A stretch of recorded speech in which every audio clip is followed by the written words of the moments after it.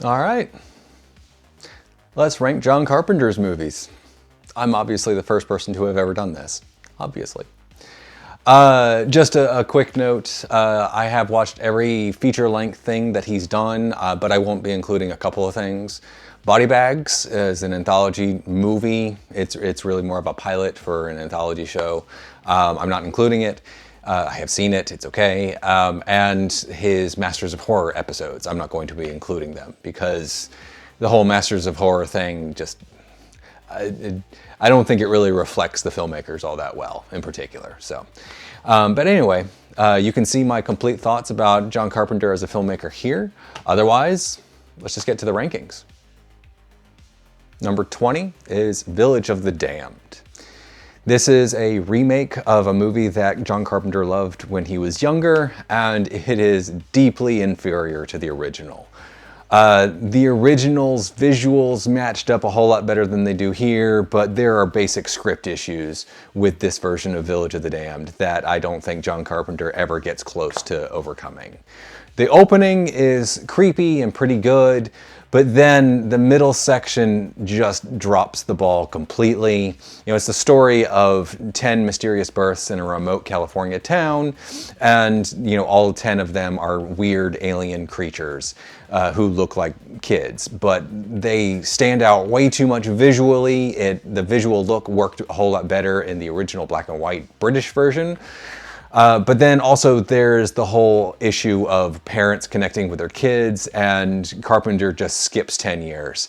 And none of the parents feel like they have any connection to the kids at all. You know, they're supposed to feel different and alien, but ultimately the complete lack of effort to connect parents to children undermines the very end.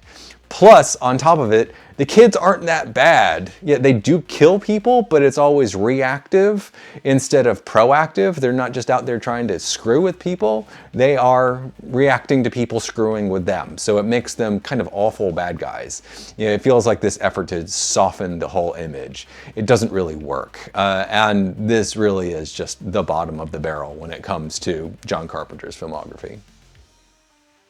Number 19 is Ghosts of Mars. Now, this is just exhausted John Carpenter. He finally got to make a remake of Rio Bravo, and you know what? He's just tired. He doesn't have the energy to pull off the sci-fi western mashup. Action scenes are boring. The characters as written are very thin. He just doesn't have it in him to invest the time to try to make the characters really interesting.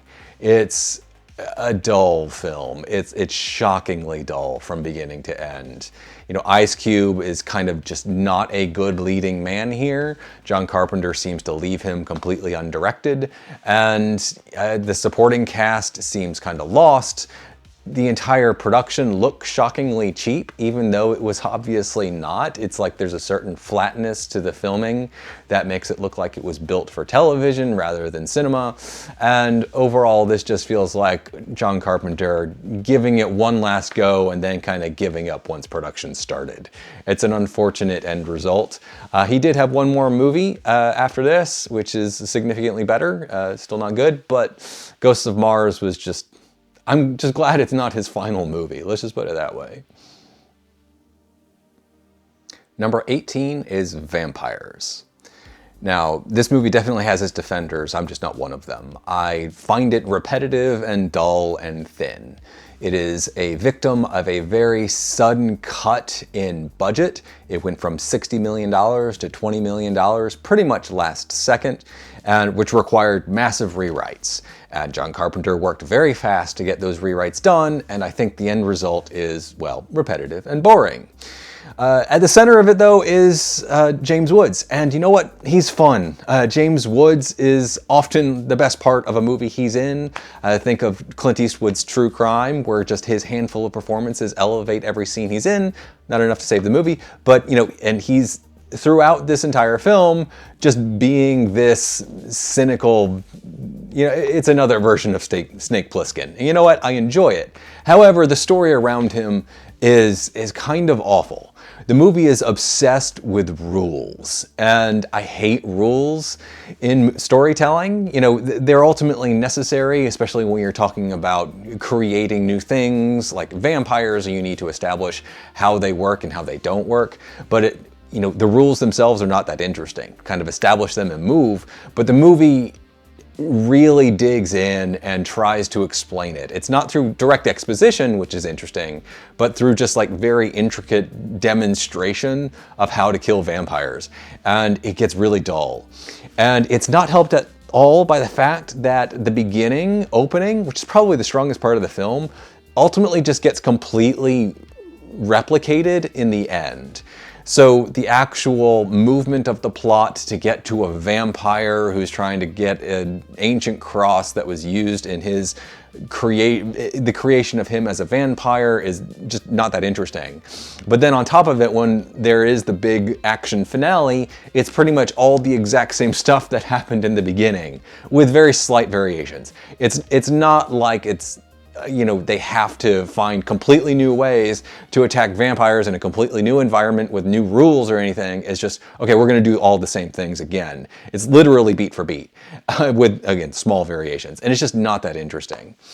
That being said, Cheryl Lee from Twin Peaks has a small role in it. And she's great. The role is terrible, but she is great. But ultimately, I find the film just like shockingly dull. And unengaging. I don't like it. Number 17 is They Live. Now, They Live is usually one of people's favorites, and I just kind of hate its third act. Like, its third act is terrible. The first 2/3 are kind of awesome. You know, that's what everyone always talks about. It's the sunglasses, it's the fight in the alley. You know, it's like, it is kind of awesome.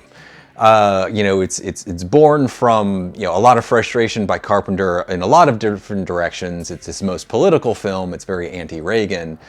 And I don't mind that at all. It's just, you know, the first 2/3, you know, is the best packaging of that, where, you know, and, you know, it speaks to people. It's like, oh man, you got to look through and see the real meaning of things, and everyone's trying to control you. And that talks to people a lot. And, you know, then you get to the ending, then you get to the last third, and it's nonsense. Nothing connects, and it becomes obvious that Carpenter's rage is just kind of undefined. It's like the one thing people get like most mad about within the film, you know, it's like Roddy Piper. What he's mad about is people selling out.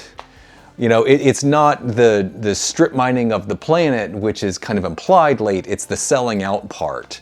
You know, so, you know, you see this after stuff like Big Trouble in Little China not meeting financial success, and, you know, he's kind of slumming it a bit with an independent production company, and you can just feel this anger, and I don't buy it in the final act. I find the final act terrible. However, the first 2/3 is kind of awesome. So I don't hate the film by any measure. I think it's okay. I just really feel like that last act drags everything down. Number 16 is Memoirs of an Invisible Man. Now, this movie is weird. This is one of those movies that Carpenter obviously made chasing financial glory, and it didn't really work. It also doesn't really work creatively. The central problem is Chevy Chase himself. Chevy Chase is an unlikable actor. I do not understand his stardom at all. And it's made all the worse when he's trying to be the frontman of an actual drama. And so, from my understanding, the film was actually kind of greenlit with the understanding that it would be more comedic. It's not. It's more of a drama. And Chevy Chase occasionally has moments where he tries to be funny, and it's really just smarmy, and I don't like him. However, that being said, Daryl Hannah is actually pretty good, and opposite him, they don't have a whole lot of chemistry, but she's pretty good. But the real star of the film is the special effects. The special effects are incredible, and they look great even now, and it's just a series of complicated techniques in order to try to sell the Invisible Man on screen, and it works really well. The actual story is decent. It's not great. But you know what? It sort of works. It's not fantastic. It sort of works, but the special effects are the real star, and that's kind of all there is to really say about the film. Number 15 is Someone's Watching Me. Now, this is a television movie. It was actually made before he made Halloween, but released after Halloween released. So it's kind of a weird one. But it's fully a Hitchcock tribute.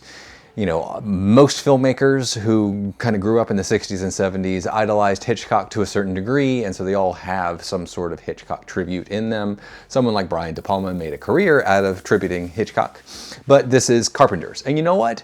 It's okay. In fact, up until its finale, I think it's actually really good.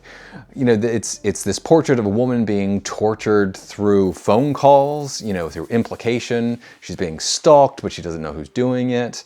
And then the finale is her making a series of really bad, stupid choices just to make the finale happen. And, you know, you give the character as much grace as possible, saying, okay, so she's strained, she is emotionally wrought, so she's going to make some questionable choices. And so part of it, I understand. She breaks into a house. It's like, oh, should she just wait for the police? Well, she's emotionally distraught. And then she decides to go back home where she knows her stalker has gotten into before, and she goes back alone, and it's just like, it kind of falls apart. The movie as a whole doesn't fall apart, but the entire denouement is just completely unbelievable, and I just don't buy it. And so it's very frustrating. But overall, the package is okay. You can see, you know, a lot of the wonderful visual elements at play that are inspired from Hitchcock, but ultimately it's not quite successful like it should be.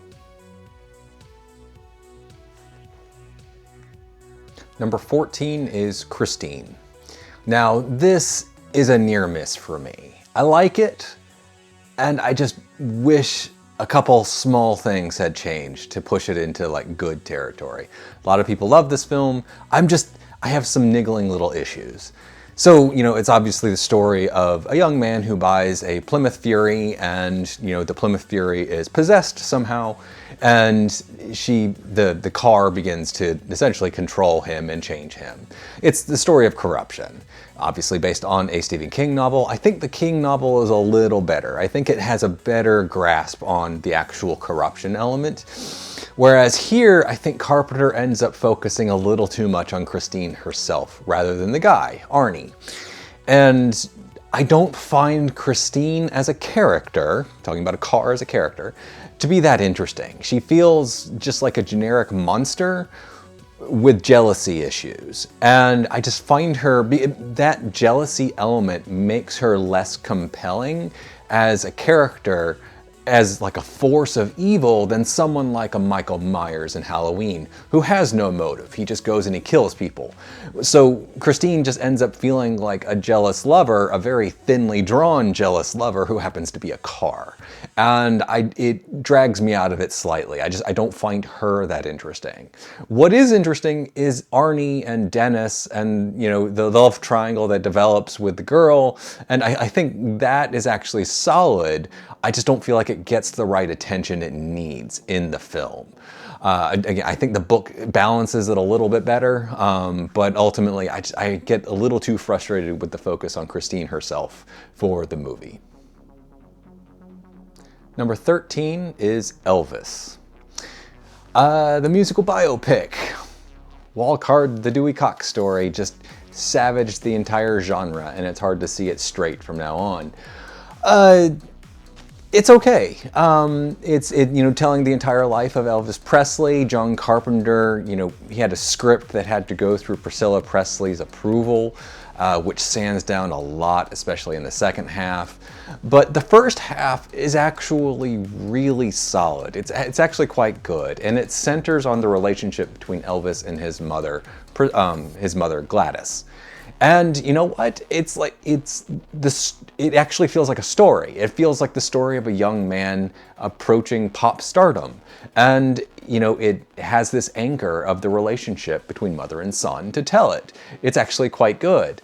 And then Gladys dies, and it becomes this staccato series of events in the life of Elvis Presley, and it just loses all of its impact because it's just these individualized episodes that never really feel like they connect emotionally.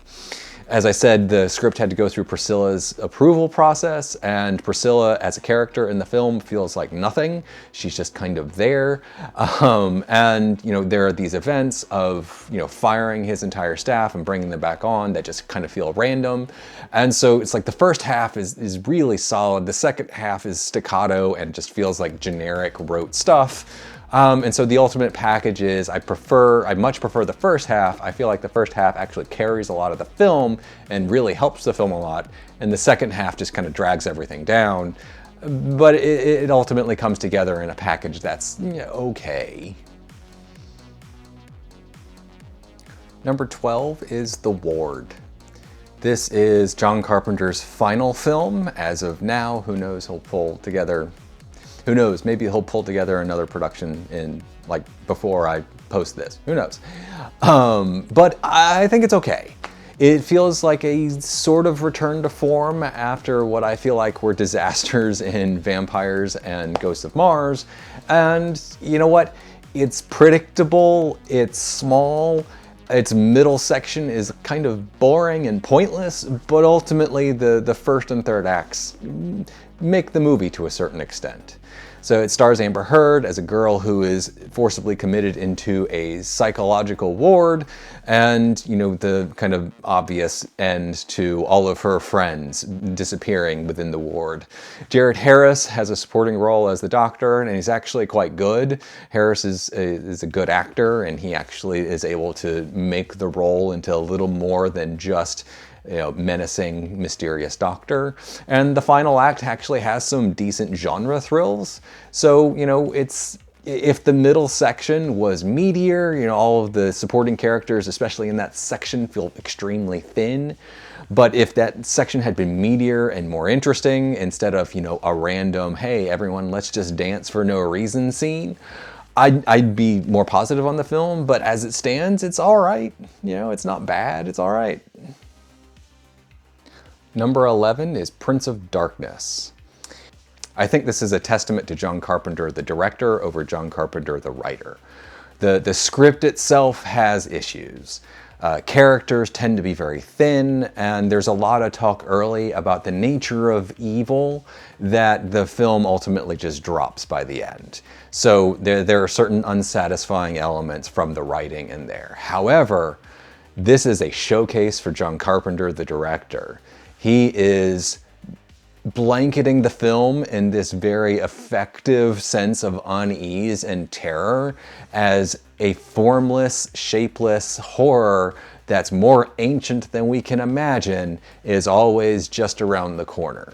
It does get manifested in the form of this green swirling liquid, but ultimately it's just a placeholder for the actual terror to come, which is dominating people, turning them into decrepit, evil creatures, and what is just beyond the mirror. The mirror gag at the end is absolutely fantastic. However, I do feel like the lack of follow-through on the earlier ideas, you know, mostly exemplified by a debate between a couple of characters, one of them being played by Donald Pleasance early, it just kind of falls away to the point at the end where it's just horror convention, but the horror convention is really good, and I enjoy it. So I think the film overall is good and worthwhile, but ultimately I wanted Carpenter to have either a writing partner or more time with the script to really flesh things out. As it stands, I'm happy with what I have. I think it's pretty good. I know he was capable of more. Number 10 is The Fog. This is another horror movie from Carpenter. It's an earlier one, made in 1981, and it's really effective. I find it interesting that I put Prince of Darkness right next to The Fog because they both tend to focus on unseen horrors with kind of very thin veneers on top of them. But of course, you could say the same thing about Halloween.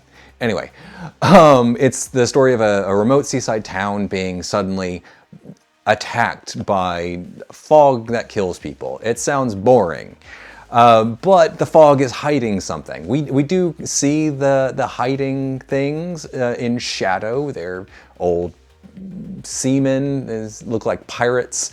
But what makes it effective is not the fact that, oh, I'm going to come kill you. It's that they represent something. I feel like what they represent is deeply unfair to the characters. What they represent is the violent start of the town. The seamen were killed and their gold stolen in order to found the town. And so 100 years later, people are being punished for things they didn't do. I mean, the unfairness bugs me, but it's fine. It's a horror movie. Horror movies kind of need to have a certain unfair aspect to them, and I don't mind it. So the first 2/3 is this growing sense of unease, this sense of foreboding, and all of these different characters all over the town who don't really interact. And it works really, really well. Again, much like Prince of Darkness, my issues really occur in the end, where it feels like it just becomes another horror movie, a bunch of people coming together in a single location to survive, and they've had no real interaction since. The actual conflict between the ghosts in the fog and them doesn't really exist because they don't have to deal with their own sins. They have to deal with sins of their fathers. And it's kind of murky and weird. It's effective to a certain degree on a very thin genre thrills level. I really like the look of it, and I think there's a certain effectiveness to it. But ultimately, I just feel it doesn't quite fall apart, but it does not fulfill the promise of the first act, of the first 2 acts. I mean, the ending is okay, but yeah, I feel like the movie deserved a better ending. Number 9 is Dark Star. Now, this is most famous as both John Carpenter's first movie and something like the first draft of Alien. Dan O'Bannon co-wrote the movie with Carpenter, and he would later go on to write Alien. And the central idea of the alien being chased on the ship and being chased by the alien starts here. However, that's not why I enjoy this movie. This movie is nihilistic fun, which is weird. It's the story of 3 astronauts who go from planet to planet just to blow them up. There is this desire for destruction, which is an interesting view into Carpenter as a student, where he has this background in studying film and how to build it, and he demonstrates it to a decent degree here, but he's just trying to do this very 70s and 60s thing of just screw it, destroy everything. And it's just interesting to watch. And I find the movie really funny. It's less like Dan O'Bannon mugging for the camera, and it's the ending. I kind of love the ending. It becomes this epistemological debate between a character and a smart bomb about knowing anything, and it ends with an explosion, and it's what does it matter? I'm just gonna surf in space now. And I find it really funny. Comedy is subjective, but I really enjoyed this film. It's weird. It's actually about something. It's funny, and you know what? It's kind of pure Carpenter, and I get a real kick out of it. Number 8 is Assault on Precinct 13. This is the distillation of 2 major influences for John Carpenter at the time. On the one hand, it's Howard Hawks. This is his remake of Rio Bravo. And on the other hand, it's obvious appreciation for what George Romero had made with Night of the Living Dead. So it's this combination of, a hangout movie in a sheriff's office, a police station, where people, of different backgrounds and motives have to come together in a common purpose against a horde of essentially zombies. I think the horde of zombies is both a benefit and a detriment to the film.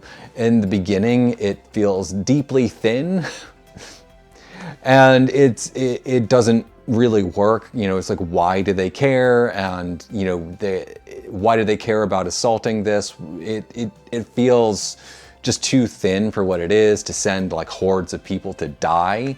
But in the end, it ends up working because, you know, the focus has shifted completely from the bad guys to our good guys holed up in the precinct. And so this mass of effective zombies becomes this great obstacle that they have to overcome. The actual character work is actually pretty decent. This is a direct contrast to Ghosts of Mars, where, you know, Carpenter tried the whole thing again, but in a sci-fi setting. And you know what? It just works better here. It's significantly better. So yeah, it's got some solid craft behind its 70s action. It's very grungy, full of real locations, loud sounds, and it just works really well. It's solidly good stuff. Number 7 is Escape from New York. Now, when I say that I prefer Escape from LA to Escape from New York, I do not call Escape from New York bad. I really like Escape from New York. It is a good film. It is a testament to John Carpenter's ability to craft a film, with one caveat. The action in this movie is like awkward and not all that interesting. You know, think of the gladiatorial bout where it's just beat, beat, block, beat, beat, block, and it's just done in this wide shot. It's weird. I don't buy it. There are also some weird script issues, like the whole effort to get the map of the mines on the bridge ultimately like backfires and doesn't actually matter. It's weird. That being said, the cast of characters is wonderful. Everyone is kind of working towards the same goal, which creates cohesiveness to all of these stories. Kurt Russell anchors everything, and he's fantastic. This should have made him a giant star, and it didn't, which is deeply unfair. The actual look of the film is fantastic. You know, it very famously just took advantage of the fact that East St. Louis was a shithole, and just filmed there with some set dressing. Obviously, they didn't have a downed version of Air Force One in East St. Louis that they just happened upon. But, you know, it's like, what I really enjoy about Carpenter is really exemplified in here, which is just that nihilistic worldview about everything. This is post-Watergate. This is when the world learned that presidents can be assholes, and Carpenter just throws it right in there with the Donald Pleasance character, and it's just, it works really well. I just love that image of Snake pulling out the tape at the end. Plus you have a wonderful supporting cast. Adrienne Barbeau, well, she's fine. She's mostly there for 2 reasons. I love Ernest Borgnine. Ernest Borgnine is, you know, whether he's, you know, playing an unconventional lead in Marty or just being Cabby here, he's always fun to watch. And so the film has a lot going for it. I just feel like there are certain weird script issues and certain weird action issues that hold it back. Otherwise, the movie is really fun. Number 6 is Big Trouble in Little China. Out of everything John Carpenter made, the one movie that deserved to be a financial success most is this. This is what people want, and it had the bad luck of being released in the same time period as The Golden Child, which stole all of its thunder. It's deeply disappointing because this movie is just fun. You know, Kurt Russell plays a buffoon. I think the buffoon element kind of undermines the film a little bit, but ultimately he plays this central buffoon who is a supporting character in his own story as he leads a rescue mission of the mysterious girl with the green eyes from the Chinese underworld in San Francisco. And it's just full of weird magic and kung fu and action, and it's light on its feet. It's got wonderful special effects, and it's all around fun, and that shouldn't be derided in any way.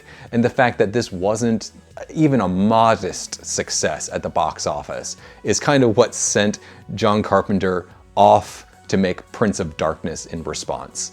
It's deeply unfortunate because this movie should have been the crowd pleaser of the late 80s. It should have at least been in the mix. Instead, it was forgotten pretty much instantly and only really kept alive by Carpenter's fans years later. And it's just, it is deeply unfortunate because the film just, it's light in tone, it's fun, it's funny, it's exciting. And you know what?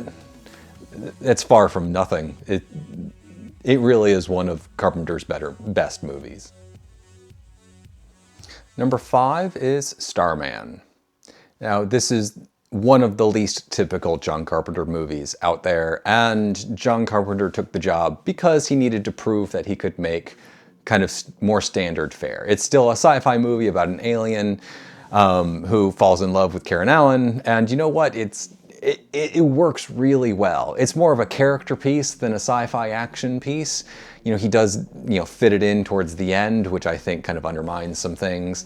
But ultimately, it really is a character piece about a woman dealing with tragedy and loss who is suddenly given a second chance to find a way forward. It's a woman, essentially looking at, kind of ending it all because she's lost her husband, and then this alien creature coming along, taking the form of her husband, and, putting her on a journey, a literal journey. That it is a cross-country film that, helps her find meaning again, and it works really well. There was an Oscar nomination for acting in here, and it's one of his most successful movies. It was one of John Carpenter's most successful movies financially, and it had a higher budget than Halloween, and it made a little less money, but ultimately it was actually a financial success, and he should have been able to catapult it to bigger and better things, but Carpenter just never had the right luck. And it's a gem. It's a very atypical gem, but it is a gem. Number 4 is In the Mouth of Madness. Do you read Sutter Kane? I love this movie. This movie is pure Lovecraftian horror. It is something of a dig against Stephen King, which I don't mind. And you know what? It works exceptionally well. It is the story of a descent into madness, absolute madness. And to anchor it all is the great actor Sam Neill. That Sam Neill got an actual career in Hollywood is a joy. The Australian import who managed to star in this and Jurassic Park and a few other things. It's just, he's really good as the John Carpenter stand-in, deep cynic who doesn't believe in anything and is just sent straight to hell when he goes looking for Sutter Kane, played by a wonderful Jürgen Prochnow. And you know what? It's like, it is this wonderful look at madness and unseen horror done incredibly intelligently as we see shadows of horrors, we have feelings of horrors. If you've ever seen like the multi-headed animatronics used late in the film, just kind of in the light, they look silly, but the way they're filmed here is perfect. They're shadowed, they're out of focus, and they imply horror and danger, and Carpenter knows exactly how to portray it, and it's great. I love it. And it's actually surprisingly funny too. There's that great blue cut late that is just hilarious. This is Carpenter, operating in, the space he wanted, getting the results he wanted, but again, just the audiences weren't there for it. I am so happy we have the film though. I wish audiences were willing to go there at the time. Discovering it now is of somewhat importance, but it would have been better if we had all discovered it in the early 90s. Oh well. I love this movie. Number 3 is Halloween. Yes, it was the best movie in the franchise when it was the only entry in the franchise, and it's still the best entry in the franchise when it's 50 years later. This movie's great. And it's interesting because it's actually heavily inspired by Alfred Hitchcock, whereas, and it's essentially the granddaddy of the major slasher franchises. Obviously the American slashers started earlier with things like Black Christmas and stuff. But, this is the granddaddy of the major franchises, and it has completely different influences from most of the rest of the franchises. So in this instance, this is heavily Hitchcockian. It's about quiet, it's about style, it's about brooding horror. Whereas, from Halloween 2 on, because of Friday the 13th on, it became Bava. Mario Bava's Bay of Blood became the major influence in slashers, as opposed to this. And so that dichotomy between what influenced this and what influenced Friday the 13th were so at odds that the Halloween franchise was lost the second it went into the second entry, which tried to bridge the two, not that well. And however, the movie itself is great because it is this combination of character piece and thematic idea about, young people being shielded from horror and suddenly exposed to it, and the marvelous representation of evil that is Michael Myers. He has no motive. He is just evil. He is just going to walk up to someone and stab them, and there's no reason for it. And that is otherworldly and terrifying. Thinking back to Christine and how the car had a motive, which made it almost human, here, Michael doesn't have a motive. He just kills. How do we understand that? How do we deal with that? Especially if you shoot it several times, it falls off a balcony and then disappears. It's like evil will always live. It will always find a way to invade the safe places. And that's terrifying.